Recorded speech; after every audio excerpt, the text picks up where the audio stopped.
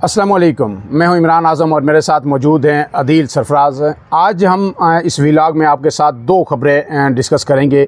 पहली तो एक बड़ी खबर आई है पाकिस्तान तहरीक इंसाफ और इस्टेब्लिशमेंट के दरमियान जो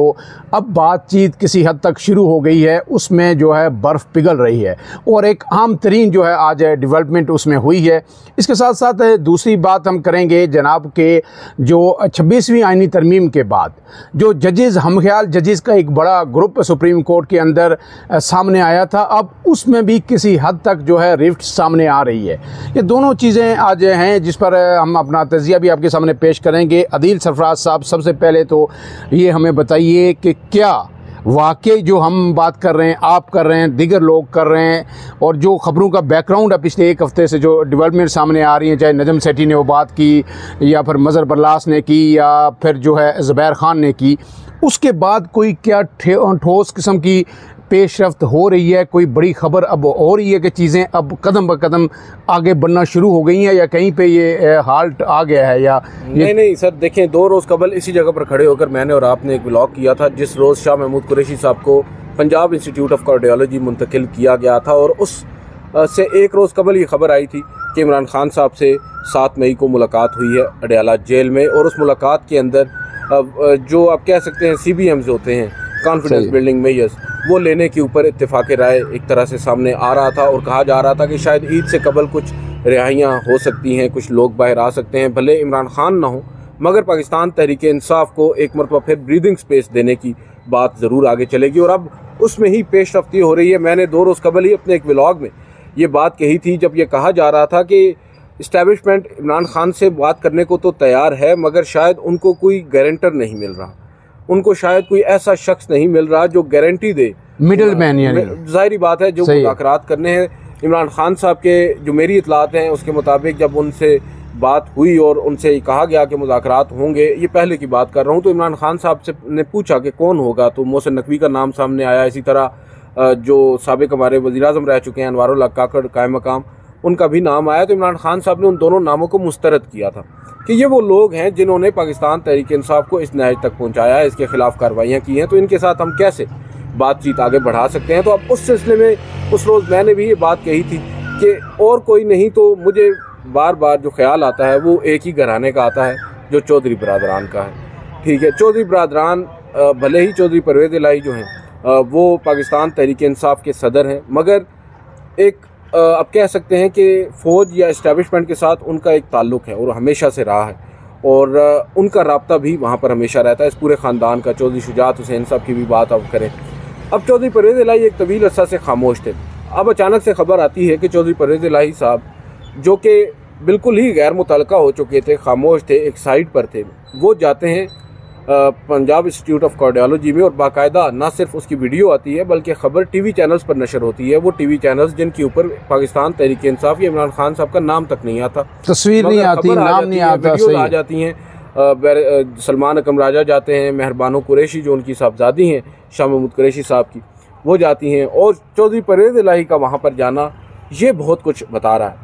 अब इसमें हमारे बहुत से दोस्त हैं जो ये समझते हैं, जो ये उम्मीद लगाए बैठे हैं कि शायद पाकिस्तान तहरीक इंसाफ को बहुत बड़ा रिलीफ मिलेगा, और बहुत बड़ा रिलीफ PTI के कारकुनान के लिए इससे बड़ा तो नहीं है कि इमरान खान साहब बाहर आ जाएं।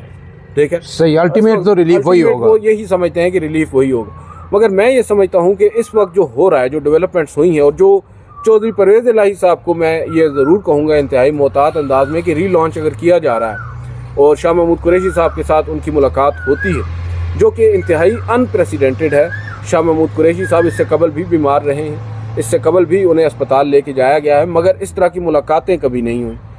इवन अडयाला जेल में मुलाकात के दिन मुलाकातें नहीं होती, तो PIC में जाके कैसे चौधरी परवेज़ इलाही जैसा शख्स मुलाकात कर रहा है जो सदर है पाकिस्तान तहरीक इंसाफ का। तो इसको अगर हम आगे चलकर देखें, डिस्कस करें, तो इसमें चीज़ ये वाज़ेह होती है कि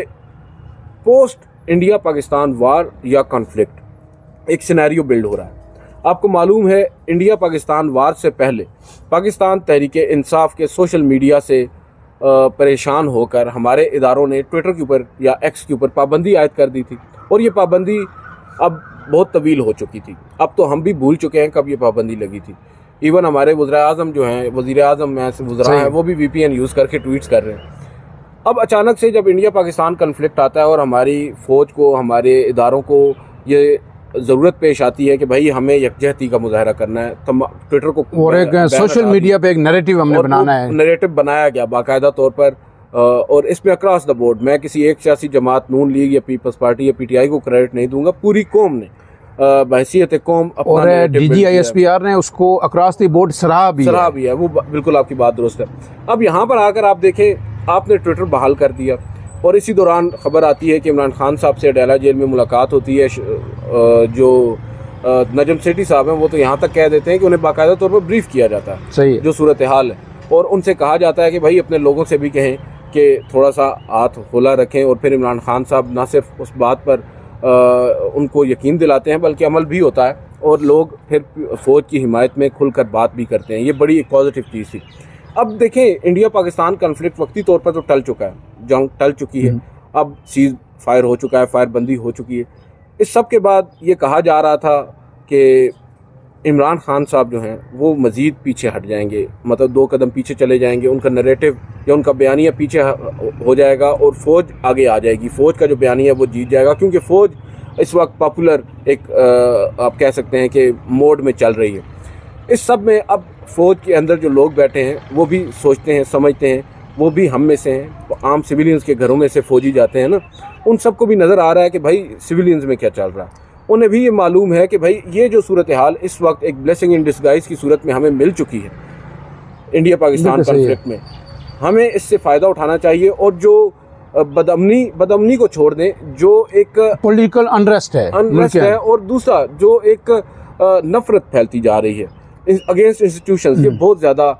ख़तरनाक है पाकिस्तान के लिए। तो उनके पास एक मौका है कि इसको अब भाई बजाय इसके कि मजीद इसको आगे बढ़ाया जाए और मजीद इसमें शिद्दत लाई जाए, गो कि हमारे अब्दाने पूरे हैं, इसको हम अगर कर्टेल करें तो शायद हम तमाम जो एक यकजहती की हम बात करते हैं उसको हम अमली तौर पर भी लेकर आ सकते हैं। उसमें अदील सरफराज एक बात कि एक तो फ़ौज को ये इस जंग के अंदर जाके एहसास हुआ कि किसी भी जंग लड़ने के लिए मुल्की सतह पर यकजहती कौम की किस हद तक ज़रूरी है, ये पहली दफ़ा उनको एहसास हो। इससे पहले शायद वो ऐसे हालात से गुजरे नहीं थे। इसके साथ में 2 चीज़ें और ऐड कर दूँ कि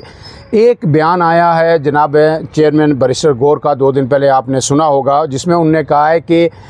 कुछ स्पाइलर हैं, मैं उनको कहूँगा कि चीज़ों को ख़राब ना करें। ये उनका बयान था कैटेगोरिकली कि कुछ स्पाइलर हैं जिन्हें चीज़ों का पता नहीं है, जो बाहर हैं या यहाँ पे बैठे हुए हैं कि क्या चीज़ें चल रही हैं, मैं उन्हें कह रहा हूँ कि वो कमेंट ना करें। इसका मतलब है चीज़ स्पाइल तो तब होती है जब कुछ बन रहा हो, कुछ पक रहा हो, और उनने वाज़ेह सबको तलकीन की है कि आप चीज़ों को स्पाइल ना करें, इसका मतलब है कि कुछ ना कुछ हो रहा है। अब दूसरी बात यह है कि जो आपने बात की जिस तरह परवेज़ इलाही की, वो हूँ या शाह महमूद कुरैशी हूँ, ये तो मानना पड़ेगा कि इस वक्त तहरीक इंसाफ के अंदर अगर कोई इमरान खान के बाद सबसे बड़ा पॉलिटिकल ब्रेन है या जो सियासी साख रखते हैं, सियासी समझ बूझ रखते हैं, वो यही 2 शख्सियात हैं। और अगर दूसरी पार्टीज़ के अंदर भी इनका कोई लिजान है तो वो इन 2 लोगों का है। यही अगर नून लीग से भी बात करनी होगी तो यही लोग उसको संजीदा लिया जाता है या ये जो बात करेंगे उसकी वर्थ होगी, और इमरान खान भी इन पर रिलाय करेंगे। और तीसरी बात, एक और बात फिर आगे चलेंगे कि आज ज़ाहिर है आपने जो बात की कि इस्टेब्लिशमेंट को इस चीज़ का इदराक हो गया, ज़ाहिर है डिसाइसिव वही है, फैक्टर है और वही फ़ैसला करेंगे। आज एक बयान जो है वो आया है इरफान सिद्दीकी साहब का, भी बड़ा अहम बयान है। उन्होंने ये कहा है कि देखें सीज़ फायर तो तब होती है जब दोनों तरफ से फ्रीक्वेंट फायरिंग कर रहे हों, हमारी तरफ से कुछ भी नहीं हो रहा, हम तो चुप हैं, ये तो इमरान खान के लोग हैं जो फायरिंग कर रहे हैं 26 नवंबर वाले। हाँ, तो इसलिए जो है अगर वो फायरिंग बंद कर देते हैं तो फिर सीज़ फायर है। लेकिन साथ उन्हें ये भी कहा है कि जी जो है हमारी तरफ से हुकूमत के किसी शख्सियत की मुलाकात नहीं, उन्होंने ये डिनाई नहीं किया कि इस्टेब्लिशमेंट की मुलाकात नहीं हुई या किसी और ज़राए से रब्ता इमरान खान से नहीं हुआ। उनने सिर्फ इस हद तक अपने आप को महदूद रखा है जी कि हुकूमत का कोई बंदा उनसे नहीं मिला। हुकूमत को पता भी नहीं होगा कि वो मिला, वो उन्हें भी साफियों की खबर से ही पता चला होगा। ये हमेशा ही ऐसा होता है, बिल्कुल सही है, हुकूमतों को कुछ नहीं पता होता। देखिए जहाँ तक ताल्लुक है ना इस वक्त इमरान खान साहब या शाह महमूद कुरैशी साहब से फॉर इंस्टेंस मुलाकात का, चौधरी परवेज़ इलाही साहब की, इसकी सिग्निफिकेंस तो बहुत ज़्यादा है। मगर जो मैंने पहले बात कही थी कि इस्टेब्लिशमेंट भले ही ये चाहेगी कि मामलात बेहतरी की तरफ जाएं, मगर साथ वो ये भी चाहेगी कि उसकी टर्म्स एंड कंडीशंस के ऊपर ही बातचीत आगे बढ़े। आज से तकरीबन 15-20 दिन पहले तक, आप मई से पहले की बात कर लें, हम जो देख रहे थे जब across the board 2 free camp बैठते हैं, चाहे वो फ़ौज है, इस्टेब्लिशमेंट है और इमरान खान है या PTI है, पलड़ा इमरान खान साहब का भारी होता है और उनकी कोशिश होती है, उनकी ख्वाहिश होती है कि उनकी टर्म्स एंड कंडीशंस के ऊपर मामला तय हो। अब इस पाक इंडिया कॉन्फ्लिक्ट के बाद बज़ाहिर जो हमारी अब इस्टेब्लिशमेंट है या हमारे जो मौजूदा हुक्मरान हैं, उनको ये अंदाज़ा हो गया है कि अब उनका शायद पलड़ा भारी है, वो ये समझते हैं, उनके पास ये तासुर है। तो वो ये चाह रहे हैं कि भाई जो भी हो, हम PTI को स्पेस भी देने को तैयार हैं, और वो स्पेस बेसिकली PTI को नहीं दे रहे, माजरत के साथ वो स्पेस खुद को दे रहे हैं। बिल्कुल सही है। अगर वो PTI को स्पेस दे रहे हैं, दैट मीन्स कि वो मुल्क में जो अनरेस्ट है या मुल्क में जो इस वक्त एक गैर यकीनी किसी सूरत हाल है, PTI के जो कारकुन हैं या ओवरऑल पाकिस्तान के आम शहरी हैं, वो जो नफरत की हद तक आ चुके हैं, उस नफरत को कम करने की एक कोशिश है। और इवेंचुअली बेनिफिशरी इसमें हमारी फ़ौज है, हमारी इस्टेब्लिशमेंट है। तो वो ये चाह रहे होंगे कि भाई इनको इंगेज किया जाए मुज़ाकरात के ज़रिए, बातचीत के ज़रिए, और उन्हें कहा जाए कि आपको स्पेस देते हैं, आपके पास एक सूबा है, आप उसमें हुकूमत करें, पार्लिमान में आप आएँ, वहाँ पर आपने जो कुछ करना है आप वो करें, मगर जो मौजूदा सेटअप है इसको आप ना छेड़ें। इस वक्त वक्ती तौर पर बज़ाहिर नज़र यही आ रहा है कि उनकी कोशिश यही होगी। इमरान खान साहब इस पर अग्री करते हैं या नहीं करते, ये तो वक्त भी बताएगा। और इमरान खान साहब बज़ाहिर नज़र आ रहा है कि इस वक्त ऐसी कोई कंडीशन तो नहीं मानेंगे, लेकिन ये चीज़ मैं समझता हूँ कि एक CBM के तौर पर अगर ली जाती है और इसमें तड़का दिया जाता है 2-3 रिहाइयों का, जो हमने पहले भी बात की थी, जैसे कि लाहौर में एक सीनियर खातून है, मैं उनका नाम हमेशा भूल जाता हूँ, यास्मीन राशिद साहिबा, उनकी रिहाई है। शाह महमूद कुरैशी साहब को मुंतकिल कर दिया गया है PIC में, और इसी तरह उमर सरफराज चीमा भी अस्पताल में, एजाज चौधरी भी अस्पताल में। ये वो लोग हैं जो इमरान खान की कोर टीम का हिस्सा हैं। अब जो बाहर बैठे इमरान खान साहब के सिपाही बने हुए हैं या उनके आप कह सकते हैं पार्टी की बागडोर संभाले हुए हैं, वो उनकी असल इसमें मैं एक चीज़ और ऐड कर दूं अजीज सरफराज साहब की, पिछली जो समातें हुई लाहौर में भी, तो वहाँ पे तमाम जो PTI के रहनुमा थे, मेमूर और रशीद थे, शाह महमूद कुरैशी थे या दिगर थे, एजाज चौधरी, सब उन्होंने ये कहा, रिक्वेस्ट की जजेस से कि खुदा आप हमें बेशक ज़मानत ना दें, लेकिन डॉक्टर यास्मीन राशिद की सेहत इस वक्त अच्छी नहीं है, वो बहुत बुरी पोजीशन में है, लिहाजा उनको जो है रिलीज़ किया जाए। अब ये सारी रिक्वेस्ट भी आ रही हैं। फिर इसके बाद आप ये देखें कि ये अपॉर्चुनिटी इस तरह से भी है कि आपको पता है 126 दिन का धरना इमरान खान ने दिया, वहाँ भी एक अपॉर्चुनिटी अवेल की गई जब पेशावर में आर्मी पब्लिक स्कूल का अटैक हुआ और फिर उसमें उस धरने को ख़त्म कर दिया गया। अब ये भी अपॉर्चुनिटी इस्टेब्लिशमेंट के लिए भी है, हुकूमत के लिए भी है, महाज आ रहा है कब तक। और मेरी जो असेसमेंट है, मेरी जो अंडरस्टैंडिंग है, जो DGI SPR ने आपको पता है कि एक तुर्क न्यूज़ एजेंसी को इंटरव्यू दिया, उसमें उन्होंने जो एक बात की, वन लाइनर मैं आपको बता दूं कि उन्होंने ये कहा, इस तरफ इशारा दिया कि वो अब एक इंडिया के साथ एक लंबी जंग चलने वाली है, वो एरियल स्ट्राइक नहीं होंगे, वो जो है इस तरह ज़मीनी हमले नहीं होंगे जो अब तक जंग गुजरी है। लेकिन पाकिस्तान को जो हमारे ज़राए बताते हैं कि वो ख़दशा है कि ये ना हो कि इंडिया दहशत गर्दी जो है उसको मज़ीद हवा दे पाकिस्तान में, जो प्रॉक्सीज़ के ज़रिए, और ये देता हमेशा से करता आ रहा है। और वो पाकिस्तान के बेसिस को, एयर बेसिस को, जिस तरह पहले कामरा में अटैक हुआ, जिस तरह कराची में आपको पता है मेरान बेस पे अटैक हुआ, उस तरह के अटैक करके पाकिस्तान के जो हैंगर पे खड़े जहाज़ हैं, जंगी जहाज़, उनको नुकसान पहुंचा सकता है अपने 6 तैयारों का बदला लेने के लिए। ये अंडरस्टैंडिंग जो है फ़ौज के अंदर मौजूद है। इसीलिए अब फ़ौज चाहती है कि नून लीग कुछ भी कहती रहे, हमने यकजहती के का जो मौका हमें मिला है इसको ज़ाया नहीं करना। और सर ये मैं तो समझता हूँ कि बड़ी देर आए दुरुस्त आए, अगर इस तरह की सोच आई है तो ये सैनिटी है, ये प्रिवेल होनी चाहिए। और अगर हमारे इदारों को अब ये चीज़ रियलाइज़ हो चुकी है कि भाई हमने यकजहती की तरफ जाना है, तो फिर मैं ये भी कहूँगा कि मौजूदा सेटअप के साथ भी इतना चिपके रहना मुनासिब नहीं होगा। आपने भले ही इमरान खान साहब या पाकिस्तान तहरीक इंसाफ को स्पेस देने का फ़ैसला कर लिया है, तो वो स्पेस फिर इतनी नहीं होगी, वो स्पेस इतनी होनी चाहिए कि जो आम पब्लिक है जिसने वोट किया है 8 फरवरी को, आप उनको डायरेक्टली टारगेट करें और उनके जो बुनियादी मुतालबात हैं आप उनको एड्रेस करें, बजाय इसके कि आप पाकिस्तान तहरीक इंसाफ को देख रहे हैं या इमरान खान को देख रहे हैं। आप देखें पाकिस्तान के आम शहरियों को जिन्होंने 8 फरवरी को अपना हक़ रायदही इस्तेमाल किया है, तो मैं समझता हूँ ज़्यादा बेहतर फ़ैसला वो भी कर सकेंगे और जो मुज़ाकरात या जो भी बातचीत चल रही है इसमें बेहतर चीज़ सामने आएगी। देखें बात यह है कि आज भले ही आप चंद लोगों को रिहा कर देते हैं और इन्हें कहते हैं कि भाई अब आपके ऊपर सख्तियाँ कम होंगी, गिरफ्तारियाँ कम हो जाएंगी, केसेस ख़त्म हो जाएंगे, मगर जो लोग अंदर हैं बिलखसूस इमरान खान साहब वो अंदर ही रहेंगे। तो PTI का वो कारकुन या वो आम शहरी जिसने 8 फरवरी को अपना वोट दिया है वो कहाँ जाएगा? 26 नवंबर को जो कुछ हुआ है, जिनके साथ हुआ है, वो कहाँ जाएंगे? वो बेसिकली मेरा जो यहाँ पर पॉइंट ऑफ व्यू मैं ये समझता हूँ कि एक अच्छी चीज़ है अगर रीथिंक किया जा रहा है, रिवाइज़ किया जा रहा है अपनी सोच को, अपने वर्किंग को, यहाँ पर आकर आपको सबसे पहले एड्रेस करना है अवाम को, अवाम के उन तहफ़्फ़ुज़ात को। अगर आप अवाम के उन तहफ़्फ़ुज़ात को भी 50% भी नहीं, अगर 30-40% भी एड्रेस कर लेते हैं तो मैं समझता हूँ ये जो अनरेस्ट है ये वैसे ही ख़त्म हो जाए। इसमें अदील साहब आखिरी बात ये है कि देखें, हुकूमत के जो इस्टेब्लिशमेंट है ना, फौज है, उसको जितना बड़ा कौम ने बैकअप किया है। अब इसमें जो सिंपल बात ये है कि जनाब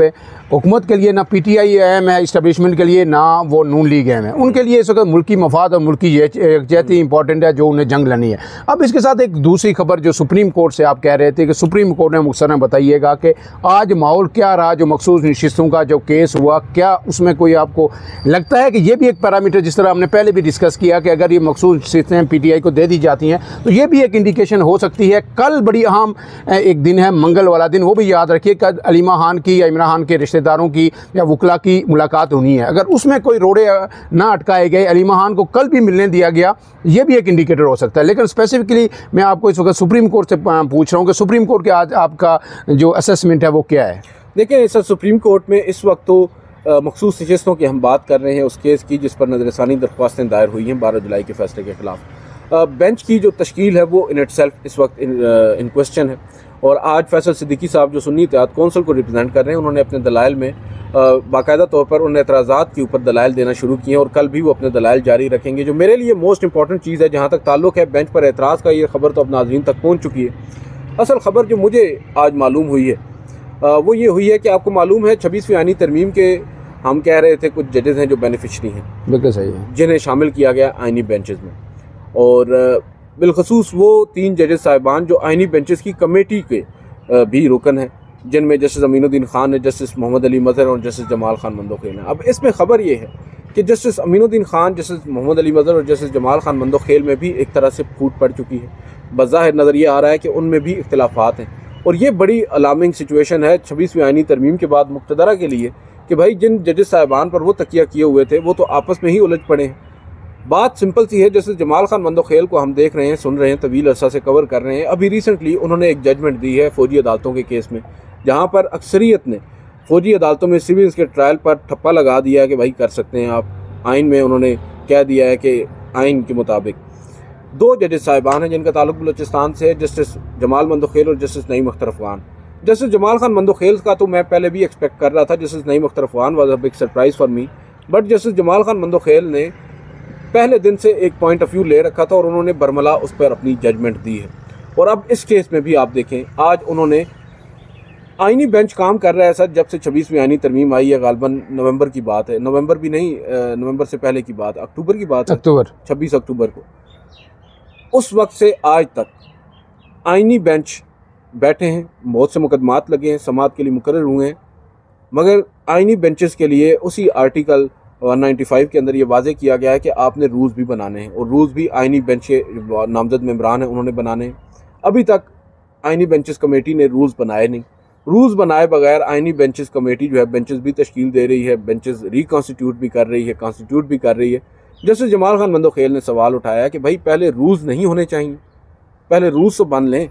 उसके बाद अब यहाँ पर जो आज ये सवाल उठा है क्यों कर ये बेंच बैठा है 11 रुकनी बेंच, 13 नहीं बैठा, क्यों कर ऑथर जज नहीं है, ये सब सवालात एड्रेस हो जाते अगर रूल्स बन चुके होते। अब रूल्स ही नहीं है, हवा में तीर चल रहे हैं, क्योंकि 26वीं आईनी तरमीम से पहले रूल्स तो मौजूद थे मगर 26वीं आईनी तरमीम नहीं थी। अब 26वीं आईनी तरमीम आ चुकी है तो नए रूल्स भी बनाने, वो रूल्स नहीं है। लिहाजा ये एक आप कह सकते हैं जैसे जमाल खान मंदोखेल ने जो आज इस बात की निशानदेही की है उससे तासुर यही मिल रहा है कि सब अच्छा नहीं है आपस में भी। और फिर वो वाहिद जज हैं जिन्होंने आज खुद ये बात की है क्यों ना सुप्रीम कोर्ट के तमाम जजेस को आईनी बेंच के लिए नामजद कर दिया जाए। ये भी बड़ा इंटरेस्टिंग है क्योंकि जस्टिस मोहम्मद अली मजहर और जस्टिस अमीनुद्दीन खान तो नहीं चाहते, वो तो बस यही चाहते हैं इन एतराज़ात को फौरी तौर पर मुस्तरद किया जाए और उसके बाद रिव्यूज़ को एक्सेप्ट किया जाए। ये एक आम राय यही पाई जाती है जिस तरह की जल्दी नज़र आ रही है। हो सकता है मुख्तलिफ राय हो उनकी, मगर जस्टिस अमीनुद्दीन खान साहब क्योंकि पहले अपनी राय इस फैसले पर दे चुके हैं तो मुझे लगता है उनकी राय यही होगी कि रिव्यूज़ को एक्सेप्ट किया जाए और 8 जजेस का जो फैसला है 12 जुलाई वाला इसको उड़ा दिया जाए। फ़िलहाल के लिए नाज़रीन इतना ही। इमरान आज़म और अदील सरफराज को इजाज़त दीजिए। अल्लाह हाफ़िज़।